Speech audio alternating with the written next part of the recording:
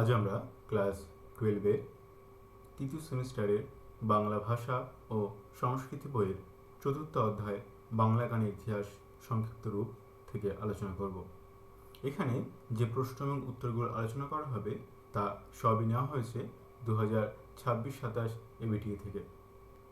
প্রথম প্রশ্ন, বাংলায় আকার মাত্রিক স্বরলিপি প্রবর্তন করেন? উত্তর সি, যতীন্দ্রনাথ ঠাকুর। মোহিনীর ঘোড়াগুলি আত্মপ্রকাশ করে? উত্তর হবে 1976 খ্রিস্টাব্দে। রবীন্দ্রনাথ ঠাকুরের প্রথম সঙ্গীত শিক্ষক ছিলেন? উত্তর এ, বিষ্ণুচন্দ্র চক্রবর্তী। মনুষ্যগীতি এখনও রাঢ় বঙ্গে যে নামে পরিচিত? উত্তর হবে বি, ঝাপান। টপ্পাকে বাংলায় প্রচলিত ও জনপ্রিয় করে তোলেন?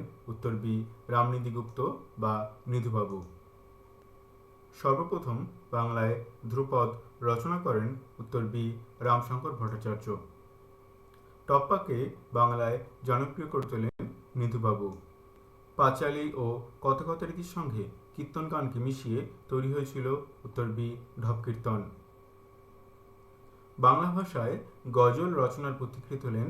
উত্তর এ, অতুল প্রসাদ সেন। জারি গানে জারি শব্দের অর্থ? উত্তর সি, ক্রন্দন। মনুষ্যগীতি দক্ষিণবঙ্গে যে নামে পরিচিত?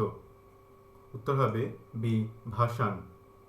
একটুখানি মাথায় রাখবে, মনুষ্যগীতি রাঢ় বঙ্গে ঝাপান নামে পরিচিত, দক্ষিণবঙ্গে ভাসান, পূর্ববঙ্গে রয়ানি এবং উত্তরবঙ্গে সাইটোল বিশহরীর গান নামে পরিচিত। এখান থেকে কিন্তু প্রশ্ন দিয়ে দেয়। হ্যাঁ, সুতরাং কি বললাম? রাঢ় বঙ্গে ঝাপান, দক্ষিণবঙ্গে ভাসান, উত্তরবঙ্গে সাইটোল বিশহরীর গান আর পূর্ববঙ্গে রয়ানি। ঈশ্বরগুপ্তের মতে পক্ষীর দলের প্রতিষ্ঠাতা হলেন রামনারায়ণ মিত্র। বৈষ্ণব পদাবলীর ধারাটি শুরু হয়েছিল যে গ্রন্থের প্রেরণায়? উত্তর হবে ডি, গীতগোবিন্দম। মোহিনীর ঘোড়াগুলি আত্মপ্রকাশ করে 1976 সালে। টপ্পাকে বাংলায় জনপ্রিয় ও প্রচলিত করেছিলেন? উত্তরে মৃদুবাবু। বাউল শব্দের অর্থ? উত্তর সি, সুরসাধক।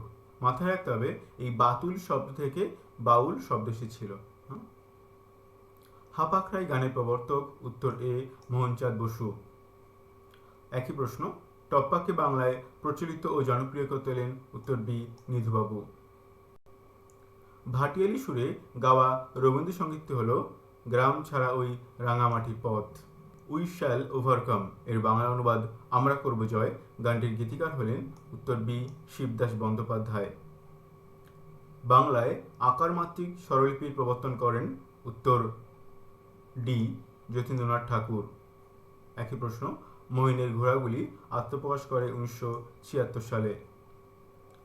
ঢপকীর্তন গানের ঢপ শব্দের অর্থ হল শুদ্ধ সৌষ্ঠব সম্পন্ন।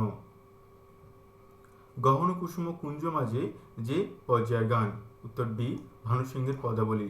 প্রেমে জল হয়ে যাও গোলে গানটির রচয়িতা হলেন? উত্তর এ, রজনীকান্ত সেন। রবীন্দ্রনাথ ঠাকুরের প্রথম সঙ্গীত শিক্ষক? উত্তর বি, বিষ্ণুচন্দ্র চক্রবর্তী। এটা বিজ্ঞান চর্চার প্রশ্ন এখানে চলে এসছে। Indian association for the cultivation of science প্রতিষ্ঠা করেন? উত্তরে মহেন্দ্রলাল সরকার। হাপাখরাই গানে জন্ম দেন? উত্তর এ, মোহনচাঁদ বসু। স্তম্ভ মিলিয়ে নির্বাচন করো। গ্রাম ছাড়া ওই রাঙামাটির পথ? উত্তর ডি, রবীন্দ্রনাথ ঠাকুর। বুঝতে পেরেছো? তাহলে একের ডি কি হয়? একের ডি কোথায় আছে? বিতে আছে। উত্তর কি হবে? বি। পার্টিকুলার বলছি না, হ্যাঁ, যেমন বানিয়েছি মরগানে মুকুন্দ দাস। তাহলে মিলিয়ে দেখো, 4 সি আছে। দেখো 4 সি আছে। ঠিক আছে। এই স্তম্ভ মেলানোর ক্ষেত্রে সবটা তুমি যদি নাও জানো, অন্তত দুটো জানলে অনেক সময় কাজ মিটে যায়। কিন্তু অপশনগুলো যদি এমনি দিয়ে দেয় যে কাছাকাছি, তখন একটু অসুবিধা হয়ে যায়। ঠিক আছে। পরের প্রশ্ন, স্তম্ভ মেলাও। টপ্পা হবে সার্থক জনম্বর। লোকসঙ্গীত হবে গ্রাম ছাড়া ওই রাঙামাটি। তাহলে কি হবে? একের সি, দুইয়ের এ। একের সি এই যে আছে, দুইয়ের এ আছে, আর কোথাও আছে না? নেই। তাহলে উত্তর হবে এ। টপ্পা গানের প্রসিদ্ধ গায়ক হবে ডি, রামনিধি গুপ্ত। তাহলে একের ডি কোথায় আছে?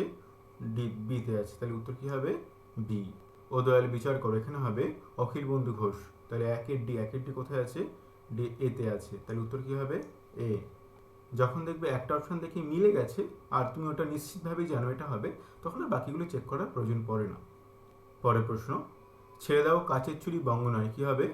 উত্তর হবে একের ডি, মুকুন্দ দাস। তাহলে একের ডি কোথায় আছে? বিতে আছে। তাহলে কি হবে? উত্তর বি। পরের প্রশ্ন, অঞ্জলি লহ মোর সঙ্গীতে, কি হবে? উত্তর ডি, নজরুল ইসলাম। তাহলে কি হবে? আটের এ। পরের প্রশ্ন, গহন কুসুম কুঞ্জ মাঝে, উত্তর হবে একের ডি, রবীন্দ্রনাথ ঠাকুর। তাহলে উত্তর হবে এ। পরের প্রশ্ন, আমি শ্রী শ্রী ভজরি মান্না, কে আছে? উত্তর হবে ডি।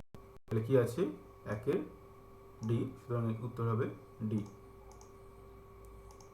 তাহলে এখানেই আমাদের বাংলা গানের ধারা থেকে যত প্রশ্ন এসেছিল এবিটিতে সেগুলো সব সলভ হয়ে গেল।